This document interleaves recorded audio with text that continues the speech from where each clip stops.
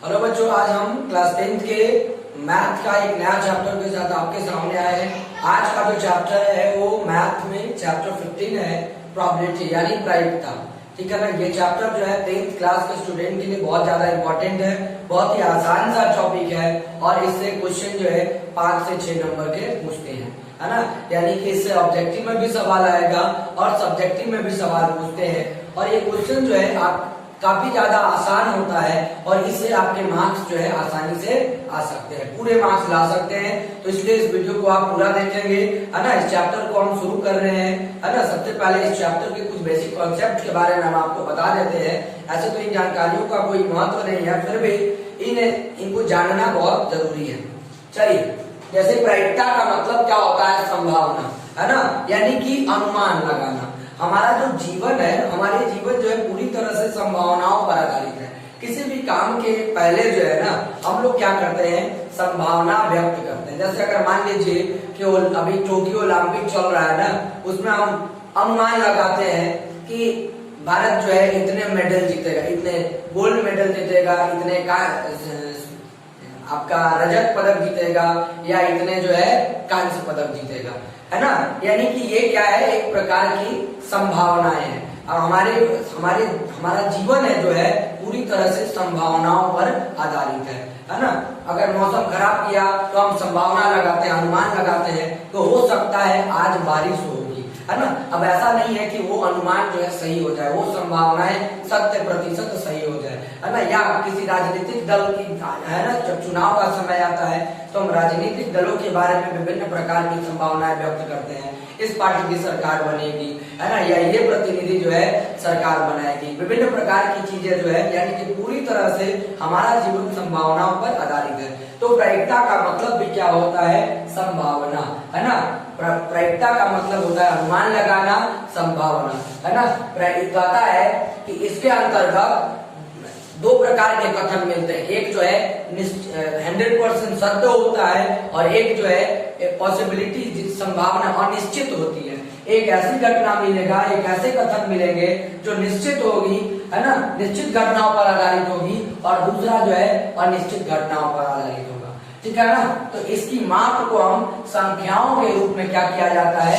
माप को संख्या के रूप में व्यक्त किया जाता है। और ये जो माप, इसकी जो संख्या के रूप में हम इस माप को व्यक्त करते हैं, यह जो संख्या 0 से लेकर 1 तक होती है ना। यानी कि 0 से लेकर यहाँ इसकी माप कहाँ तक होगी? 1 तक। यानी कि ना तो 0 से छोटा कहने का मतलब कि कभी भी कोई भी घटना जो है ऋणात्मक नहीं होती है ना। यानी कि अगर कोई घटना घटित नहीं हुई है तो उसकी संभावना 0, या कोई घटना अगर घटित हुई है तो उसकी संभावना 1, है ना। यानी कि तो दो तरह की चीजें होती है। अगर घटना निश्चित होगी तो उसकी संभावना क्या? 1, और कोई अगर घटना घटित नहीं हुई है तो उसकी अनिश्चित घटनाओं की संभावना 0। यानी कि इसकी माप कहां से ली गई है? 0 से लेकर 1 तक। ना तो ये 0 से छोटा और ना ही 1 से बड़ा, है ना। पता है इस प्रायिकता के सिद्धांत का विकास कहाँ से हुआ है? तो लोग जो है, यह जो है जुआ के खेल पर आधारित था। पहले लोग जुआ खेलते थे, जुआ में हार जीत होती थी। इन हार जीतों के पहले जो है वो खेल में अनुमान लगाते थे, संभावनाएं व्यक्त करते थे कि हो सकता है वे जीतेंगे, वे हार जाएंगे। इस तरह की संभावनाएं, इस तरह का जो है अनुमान लगाया जाता था। तो इस सिद्धांत का विकास जो हुआ था वो 17वीं से 18वीं शताब्दी में जुआ के हार जीत के बारे में अनुमान लगाने को हुआ। जुआ के खेल खेला जाता था, खेलते थे लोग, और उसमें क्या करते थे कि अनुमान लगाते थे कि किसकी जीत होगी और किसकी हार होगी। उसके बाद जो है जब जुआ में और घोड़े के रेस में, है ना, पहले घोड़े पर भी लोग सट्टा लगाते थे, है ना। विभिन्न प्रकार के खेलों में घोड़ों पर क्या सट्टा लगाया जाता था, है ना। और उसके बाद जो है जब इन लोगों की जुआ और घोड़े की रेस में लगातार हार हो रही थी, लगातार जो है हार रहे थे, है ना, तब जाकर इनकी संभावना, ये जो अनुमान लगा रहे थे, इनके अनुमानों के आधार पर, इनकी संभावनाओं के आधार पर प्रसिद्ध कुछ वैज्ञानिक गणितज्ञ थे, मैथमेटिशियन थे। ये थे पास्कल, है ना, format, Galileo, Laplace, Bernoulli, Euler और गॉस, है ना, आदि और भी कुछ गणितज्ञ थे। इन सभी गणितज्ञों ने क्या किया कि इस संभावनाओं के आधार पर प्रायिकता के सिद्धांत को प्रतिपादित किया, यानी कि यहीं से प्रायिकता के सिद्धांत का विकास हुआ। अब जो है हम अपने टॉपिक की ओर बढ़ेंगे। तो चलिए अब हम यहाँ से चैप्टर की शुरुआत करते हैं। प्रायिकता का मतलब हम समझ चुके हैं कि प्रायिकता का मतलब होता है अनुमान लगाना या संभावना, है ना। अब यहाँ से हमें प्रायिकता में दो तरह की कथन मिलेंगे, है ना, दो तरह की घटनाएं जो है मिलेंगी। सबसे पहले एक घटना ऐसी जो 100% घटित होती है, और दूसरी ऐसी घटना होगी जिसके घटने के चांसेस, जिसके हम जो है अनुमान के बल लगाते हैं। हो सकता है वो घटना घट भी सकती है या ना भी घटित हो, है ना। अगर घटना ना घटती है तो वैसे घटना को हम क्या कहेंगे, अनिश्चित घटना, और जो घटना घट जाती है उसे हम क्या कहते हैं, वो निश्चित घटना है। तो कहता है कि निश्चित घटना की जो प्रायिकता होती है, प्रोबेबिलिटी ऑफ इवेंट, है ना, यानी कि वैसी घटना जो घटित होगी उसकी प्रायिकता कितनी होती है, 1। और एक ऐसी घटना जिसकी घटित होने की, है ना, यानी कि जिसको जो घटित नहीं होती है, अनिश्चित घटना, अनिश्चित घटना की प्रायिकता क्या होगा, P नॉट। इसका मतलब ई के ऊपर जब ऐसे हम लाइन दे दिए, है ना, तो इस रेखी दे दिए, तो इसका मतलब क्या होता है कि नॉट, यानी कि P जो है घटना नहीं घटित होने की प्रायिकता जो है 0। ठीक है ना, ध्यान रखिएगा। क्वेश्चन पूछेगा ऑब्जेक्टिव में, यह क्वेश्चन जरूर पूछता है कि किसी निश्चित घटना की प्रायिकता कितनी होती है या किसी निश्चित घटना की प्रायिकता होती है। तो हमेशा यही ध्यान रखिएगा, किसी भी निश्चित घटना की प्रायिकता जो है 1 होती है और किसी अनिश्चित घटना की प्रायिकता 0 होती है। इस बात का ध्यान रखिएगा। और साथ ही साथ जब एक निश्चित घटना और एक अनिश्चित घटना को हम जोड़ देते हैं तो निश्चित घटना और अनिश्चित घटना का योग जो होता है वो हमेशा 1 होता है। यहाँ देखिए, क्योंकि निश्चित घटना की प्रायिकता 1 प्लस अनिश्चित घटना की प्रायिकता 0, तो 1 और 0 को ऐड करेंगे तो कितना आ जाएगा, 1 आ जाएगा। इस पे भी बहुत सारे क्वेश्चन जो है बनते हैं, देखते जैसे दे दिया कि सीमा द्वारा उसकी परीक्षा में, है ना, पास होने की जो प्रायिकता है वो 0.65 है। मान लीजिए क्वेश्चन दे दिया कि सीमा एक लड़की है, इसके द्वारा इसके जो है किसी परीक्षा में, है ना, या मान लीजिए 10वीं के परीक्षा में पास होने की प्रायिकता जो है 0.65 है। ये पास होने की प्रायिकता दे दिया, तो कहेगा कि पास न होने की प्रायिकता क्या होगी, यानी कि प्रोबेबिलिटी पास न होने की। तो पास न होने की प्रायिकता जब आप निकालेंगे तो हमेशा, है ना, अधिकतम मान, प्रायिकता का अधिकतम मान कितना होता है, 1 होता है, न्यूनतम मान 0 होता है। तो पास होने की प्रायिकता कितनी है, 0.65। पास ना होने की प्रायिकता निकाल लिया ना, तो आपका क्या करेंगे कि 1 में से, ठीक है ना, जो पास होने की प्रायिकता है उसको आप घटा देंगे, यानी कि 0.65 को हम घटा दिए, तो घटाने के बाद आ जाएगा 0.35, यानी कि सीमा के परीक्षा में पास न होने की प्रायिकता कितनी होगी, 0.35। तो ये भी फॉर्मूला काफी ज्यादा इंपॉर्टेंट है। इस फॉर्मूला को भी आप हमेशा ध्यान रखेंगे, इससे भी क्वेश्चन एग्जाम में आपके पूछेंगे, है ना। इससे 2 नंबर का क्वेश्चन पूछेगा इस फॉर्मूला पे आधारित। इस फॉर्मूला को आप विशेष रूप से ध्यान रखेंगे। चलिए, अब एक नीचे पर क्या दिया हुआ है कि आप किसी भी घटना की आप प्रायिकता निकालना है ना, कोई भी घटना आपके सामने दिया हुआ है, कहेगा कि आप इस घटना की प्रायिकता निकालिए, तो उस घटना की प्रायिकता क्या होती है, यानी कि ई के अनुकूल परिणामों की संख्या। ई का मतलब हो गया इवेंट, इवेंट का मतलब होता है घटना, है ना, यानी कि घटनाएं, जैसे यहाँ पे कितनी 0.65 घटना था, है ना, तो ई के अनुकूल परिणामों की संख्या बटा में कुल परिणामों की संख्या, है ना। चलिए देखिए, इसमें क्वेश्चन देख लेते हैं। जैसे मान लीजिए क्वेश्चन है, एक सिक्का को एक बार उछाला जाता है, यानी कि एक सिक्का को एक बार क्या किया जाता है, उछाला जाता है, तो निम्न के आने की प्रायिकता ज्ञात करें।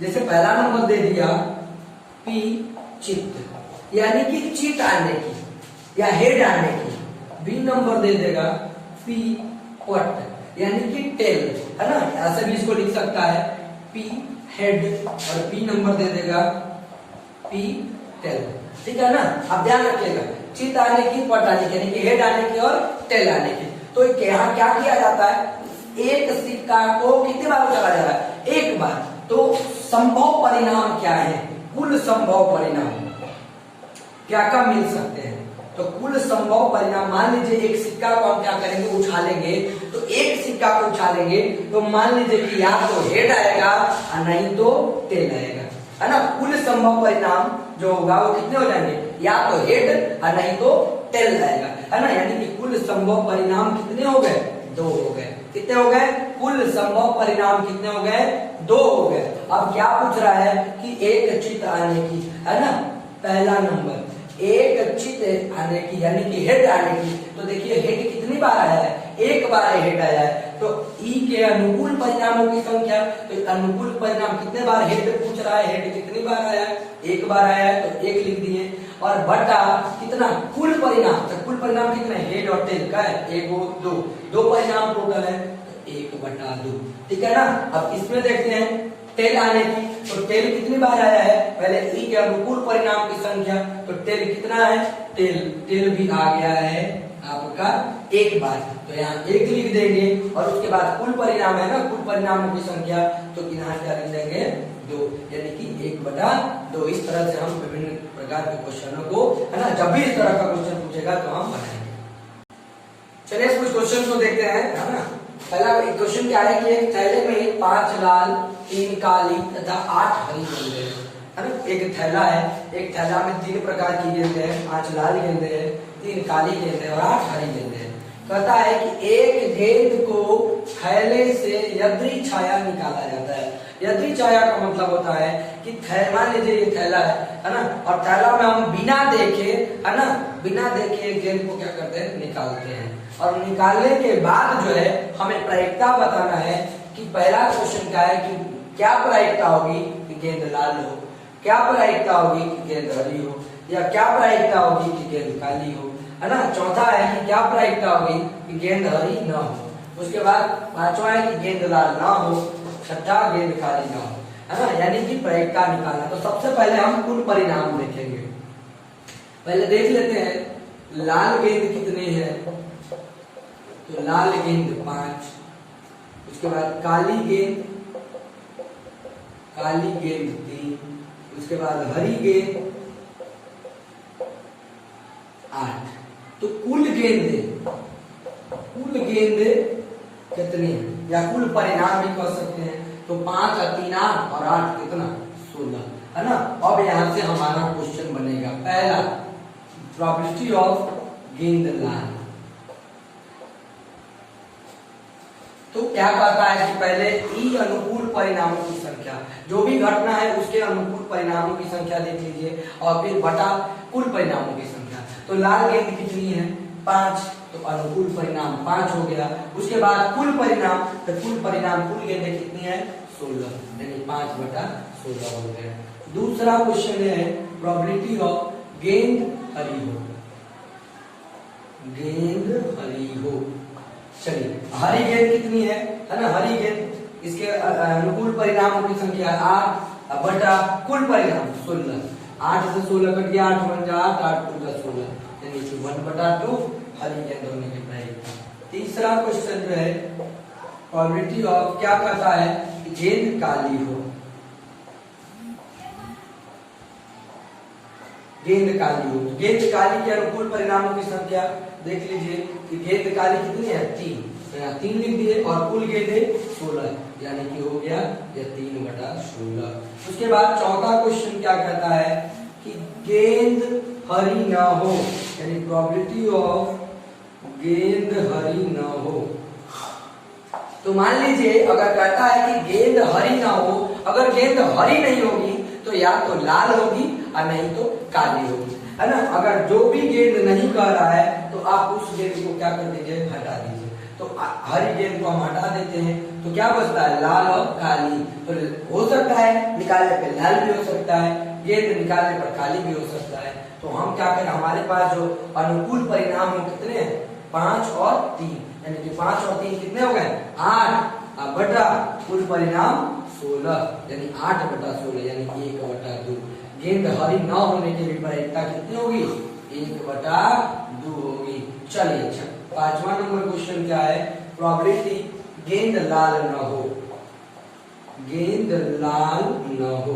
तो मान लीजिए कि गेंद अगर लाल नहीं होगा तो या तो काली होगी और नहीं तो हरी होगी। तो अब लाल को हम क्या करते हैं, हटा देते हैं, तो कितना बच रहा है 3 और 8, यानी 8 और 3 कितना हो जाएगा 11, और कुल परिणाम 16, यानी 11/16। उसके बाद 6 नंबर क्वेश्चन क्या कहता है कि गेंद काली ना हो, गेंद काली न हो, तो काली गेंद को हटा दीजिए, तो काली कितनी गेंद है 3, तो कितने बच गए 5 बच गए और 8, तो 5 और 8 कितना हो गए 13, अनुकूल परिणाम 13 और कुल गेंद 16, यानी कि 13/16। तो इस तरह से जो भी क्वेश्चन आएंगे उसको हम आसानी से हल करेंगे, है ना। चलिए इस क्वेश्चन को देखते हैं। कहता है कि एक पासे को एक बार फेंका जाता है, तो पासे को फेंकने के बाद निम्न संख्याओं की प्रायिकता आने की क्या है ना, निम्न संख्या को प्राप्त होने की क्या प्रायिकता होगी ये बताना है। जैसे पहला क्वेश्चन है 2 आने की प्रायिकता, फिर 5 से छोटी संख्या आने की प्रायिकता, फिर 4 से बड़ी संख्या आने की प्रायिकता, फिर एक विषम संख्या आने की प्रायिकता, फिर एक सम संख्या की प्रायिकता, एक अभाज्य संख्या आने की प्रायिकता, 6 से छोटी संख्या प्राप्त होने की प्रायिकता, फिर 2 या 2 से बड़ी संख्या आने की प्रायिकता। ये क्वेश्चन पूछ रहा है। तो सबसे पहले हम बात करेंगे, अगर देखिए एक पासे को अगर फेंका जाता है, एक पासा को फेंकने पर क्या क्या हमें प्राप्त होगा, 1 आ सकता है, 2 आ सकता है, 3 आ सकता है, 4 आ सकता है, 5 आ सकता है या 6 आ सकता है। यानी कुल परिणाम कितने होंगे, कुल परिणाम 1 2 3 4 5 6, यानी कुल परिणाम कितने हो गए 6। तो अब पहला क्वेश्चन पे हम आते हैं। पहला क्वेश्चन हमारा क्या कहता है, यानी प्रोबेबिलिटी 2 आने की। तो देखिए पहले क्या करते हैं, कोई जब भी प्रायिकता निकालते हैं तो क्या होता है, अनुकूल परिणामों की घटना के अनुकूल परिणामों की संख्या बटा कुल परिणामों की संख्या। तो देखिए 2 आने की प्रायिकता, 2 कितनी बार आया है इसमें, तो देखते हैं कि 2 कितनी बार है, 1 बार, और उसके बाद कुल परिणाम कितने हैं 6, यानी 1/6। उसके बाद दूसरा P क्या है, 5 से छोटी संख्या, 5 से छोटी संख्या आने की प्रायिकता। तो 5 से छोटी संख्या 5 यहाँ है ना, तो 5 से छोटी संख्या कौन कौन होगी, 4 3 2 1, यानी अनुकूल परिणाम कितने हो गए 1 2 3 4, है ना 4, और कुल परिणाम कितने 6, कट जाएगा 2 2 4 2 3 6, यानी कि 2/3। उसके बाद तीसरा क्वेश्चन क्या है कि 4 से बड़ी संख्या आने की, 4 से बड़ी संख्या आने की प्रायिकता क्या होगी, 4 से बड़ी संख्या, यहाँ 4 से, तो 4 से बड़ी संख्या क्या होगी 5 और 6, यानी अनुकूल परिणाम कितने हो गए 1 और 2, 2 हो गए, 2 अनुकूल परिणाम 6 कट जाएगा, यानी कि 1/3। उसके बाद चौथा क्वेश्चन देखते हैं क्या कहता है। चौथा कहता है कि एक विषम संख्या आने की, एक विषम संख्या आने की प्रायिकता। अब अनुकूल परिणाम खोजिए। विषम संख्या इसमें कौन कौन है, तो विषम संख्या 1 है, फिर 3 है, फिर 5 है, 1 3 5, यानी कितने विषम संख्या हो गए 1 2 3, यानी 3 विषम संख्या हो गए, तीनों में से कोई भी आ सकता है ना। कुल परिणाम कितने हो गए 6, कटे जाएगा 3 2 6, यानी कि 1/2। उसके बाद हम बात करते हैं 5वें क्वेश्चन की। क्या कहता है कि एक सम संख्या आने की, यानी प्रायिकता एक सम संख्या की, एक सम संख्या आने की प्रायिकता है। तो सम संख्या कितने हैं देख लेते हैं। सम संख्या इसमें तो सम संख्या 2 है, 4 है, 6 है ना। सम संख्या किसको कहते हैं, वैसी संख्या जो 2 से पूरी तरह विभाज्य हो उसको सम संख्या। 2 4 6 सम संख्या है। तो कितनी बार, 1 बार 2 बार 3 बार, तो कुल परिणाम की संख्या 3 और कुल परिणाम कितने हैं 6, यानी यहाँ भी कट जाएगा 3 दूनी 6, यानी 1/2। उसके बाद अगले क्वेश्चन को देखते हैं। क्या कहता है कि एक अभाज्य संख्या आने की, एक अभाज्य संख्या आने की प्रायिकता। अभाज्य संख्या किसको कहते हैं, है ना, वैसी संख्या जिसके केवल 2 ही फैक्टर हो, यानी कि वो 2 संख्याओं से ही केवल कटे, एक खुद से कटेगा और एक 1 से कटेगा, है ना। सबसे छोटी अभाज्य संख्या 2 होती है, 2 3 5, है ना। ये 1 से कटेगा और 2 से कटेगा। 3 को भी देखिए 1 से कटेगा और 3 से कटेगा। 5 को देखिए 1 से कटेगा और 5 से कटेगा। तो ये तीनों क्या है अभाज्य संख्या, यानी कि 3 और कुल परिणाम 6। यहाँ भी क्या हो गया 3 दूनी 6 1/2। उसके बाद 7वां क्वेश्चन को देखते हैं। क्या है 6 से छोटी संख्या प्राप्त होने की, यानी 6 से छोटी संख्या आने की या प्राप्त होने की। तो अब 6 से छोटी संख्या कौन कौन है? यहाँ 6 है, 6 से छोटी संख्या 5 है, 4 है, 3 है, 2 है, 1 है, सब छोटी संख्या है। तो कितनी छोटी संख्या हो गई 1 2 3 4 5, यानी कुल परिणाम 5 हो गए और कुल परिणाम कितने 6, यानी कि 5/6। अगला क्वेश्चन देखते हैं। क्या कहता है कि 2 या 2 से बड़ी संख्या आने की, 2 या 2 से बड़ी संख्या आने की।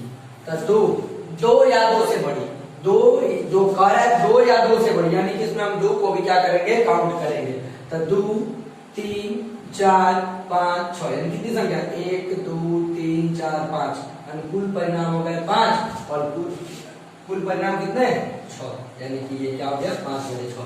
तो इस तरह से हम इस क्वेश्चन जो भी देगा है ना हम उसको निकालेंगे। चलिए अब हम बात करते हैं क्वेश्चन जो है ताश के पत्तों से भी संबंधित पूछता है ना। प्रायिकता में जब आप क्वेश्चन बनाएंगे तो इसमें ताश के पत्तों से संबंधित क्वेश्चन पूछेंगे, तो उसके बारे में विभिन्न प्रकार की जो जानकारियां हैं वो दे देते हैं। उसके बाद हम क्वेश्चन को देखेंगे, ठीक है ना। तो ताश के कुल जो पत्ते होते हैं वो कितने होते हैं? एक गड्डी में कुल 52 पत्ते होते हैं और ये जो है 4 समूहों में बटे होते हैं और प्रत्येक समूह में कार्डों की जो संख्या होती है वो 13 होती है ना। 4 समूह में बटे होते हैं, एक समूह में 13 कार्ड, तो 13 चौके कितना हो गया 52 पत्ते, ठीक है ना। अब इन हम बात करते हैं कि ये जो 4 समूह में बटे होते हैं उनका जो समूह होता है वो पहला होता है क्या पान या लाल पान, जिसको कहते हैं हार्ट्स, इंग्लिश में हार्ट्स है। उसके बाद दूसरा समूह इसको डायमंड यानी ईंट कहा जाता है। तीसरा हुकुम या काला पान है ना, इसको स्पेड्स कहते हैं। और चौथा जो है चिड़ी, जिसको हम क्लब्स कहते हैं। ये 4 समूह में बटे होते हैं और प्रत्येक समूह में इनकी जो संख्या होती है वो कितनी होती है 13 होती है ना। अभी 13 कौन कौन होते हैं? तो इक्का होता है, इक्का फिर यानी एस, उसके बाद बादशाह यानी किंग, उसके बाद बेगम, उसके बाद गुलाम है ना, फिर 10 9 संख्या 8 7 6 5 4 3 2 1, यानी कि इस तरह से जो है प्रत्येक समूह में ये 13 कार्ड जो है ये पत्ते जो है होते हैं, है ना। उसके बाद आप बता देते हैं कि बादशाह बेगम गुलाम के तस्वीर वाला, यानी कि जो भी बादशाह का होता है ये बादशाह हुआ, ये बेगम, और इस गुलाम के तस्वीर वाले पत्ते को कार्ड को है ना हम फेस कार्ड के नाम से जानते हैं। उसे फेस कार्ड भी कहा जाता है, ध्यान रखिएगा। और प्रत्येक समूह में है ना ये 4 समूह है और प्रत्येक समूह में ये फेस कार्ड की जो संख्या होती है वो 3 होती है, ध्यान रखिएगा, है ना। पूछेगा कि प्रत्येक समूह में फेस कार्डों की संख्या कितनी होती है, तो प्रत्येक समूह में फेस कार्डों की संख्या जो है वो 3 होती है। तो कुल फेस कार्ड कितने हो गए? प्रत्येक समूह में 3, कुल समूह कितने 4, तो 3 चौके कितना हो गया 12, है ना। यानी कि कुल फेस कार्डों की संख्या 12, कुल पत्ते कितने 52, तो 52 में से बिना फेस कार्ड वाले पत्ते कितने होंगे? तो 52 में से 12 को घटा दिए तो 40 जो है बिना फेस कार्ड वाले पत्ते होते हैं, है ना। अब ताश के 52 पत्तों में 4 इक्का होता है, 4 बादशाह होता है, 4 बेगम, 4 गुलाम और 4 गाला होते हैं, ठीक है ना। इस तरह से जो है कार्डों की संख्या होती है ना कार्डों पे। इस तरह से हम क्वेश्चन को भी इसी कॉन्सेप्ट के आधार पे बनाते हैं। तो हम अगले वीडियो में ताश के पत्तों पर आधारित क्वेश्चन को बनाएंगे और विभिन्न प्रकार के जो क्वेश्चन है जो आपके एग्जाम में काफी ज्यादा इंपॉर्टेंस है ना, उस क्वेश्चन को हम देखेंगे। तब तक के लिए धन्यवाद, जय हिंद।